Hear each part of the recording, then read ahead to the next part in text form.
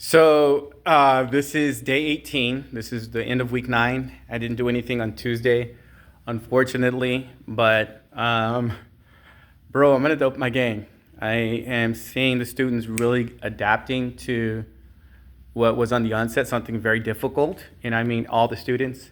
We created Google Slides, and they're giving presentations, and they did a presentation where they went in pairs. Um, The first one was like a simple, they did by themselves. But this presentation, they were quote unquote debating. And man, I was so impressed by what some of these people put out. I mean, it's just crazy. So there was no sort of anything I had to do with artificial intelligence or AI at all, because the lesson was already guided, right? They were going to basically go over their slides. But they, like I said, what they did for themselves, I know that a lot of people use ChatGPT, and they gave print. I need to have this recorded because you would not think this is a level 2 class with the quality of the presentations and the pronunciation that's coming out of here. So the first groups of volunteers were just perfect.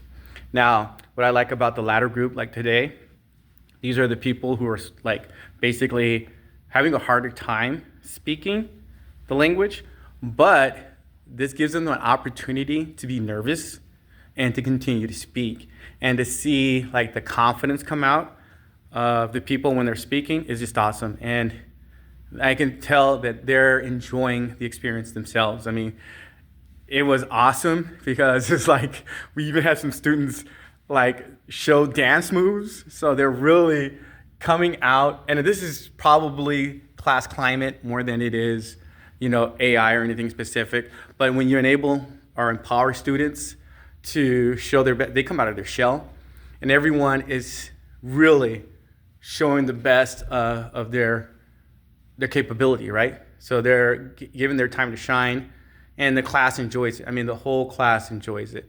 So that's very good.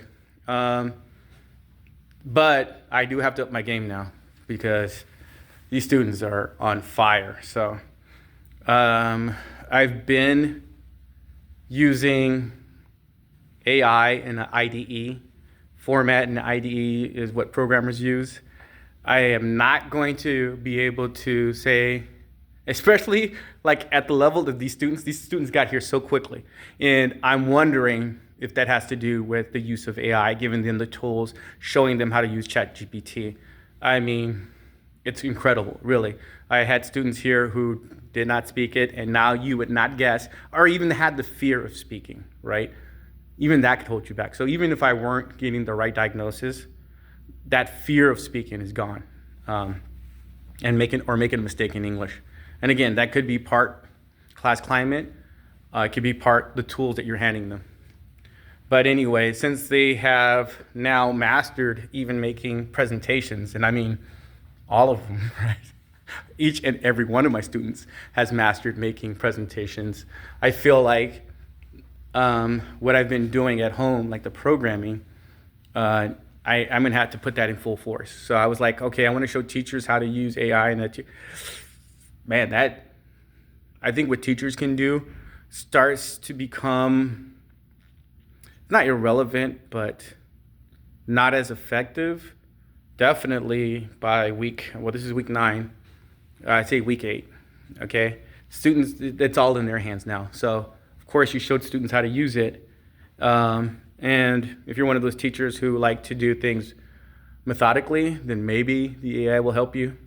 But I like pushing the envelope, and the students are basically caught up with me. So I have to bring something better. I have to bring an A game here. So yeah, you're gonna see me coding. I was making an app that can basically code presentations, because the app itself is using AI to create lessons in the form of a presentation. And of course, I'm like, well, if there's something there you don't like, you need to be able to change it. That is not an easy task. I thought like, well, I'm gonna use AI to make the thing, but no. You still have to know how to code to create the software. You have to understand where certain tool and ecosystems, and basically, if you're not a coder, There are certain other tools, like libraries, we'll call them, that's what they're called, that help make programming easier, but they work within a certain ecosystem, and you have to understand that. And the code that's kind of being spit out by the artificial intelligence, while it works initially, like with small tasks, I noticed that the bigger the task gets, the more I'm having to go in there and debug and look for the code that's going wrong. And you have to put a halt on it because it will just create a behemoth of spaghetti code. And you're over there acting like, okay, well, it works until it doesn't. So I'm learning right now to slow down. At one point, before it gets too unwieldy, you have to take ownership of the code. And that's kind of where I'm at right now. But the class was awesome.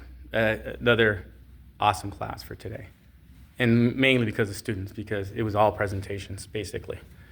Yeah, awesome. So we have about 5 to 6 real weeks. I think that last week won't be anything that we can really take advantage of. So I'm real excited. That's why I really want to make this push to get the tools that are very specific and with IA infused in it, because I expect my students to be talking with the assignment as they complete the assignment. So we'll see where we are this weekend. Bye.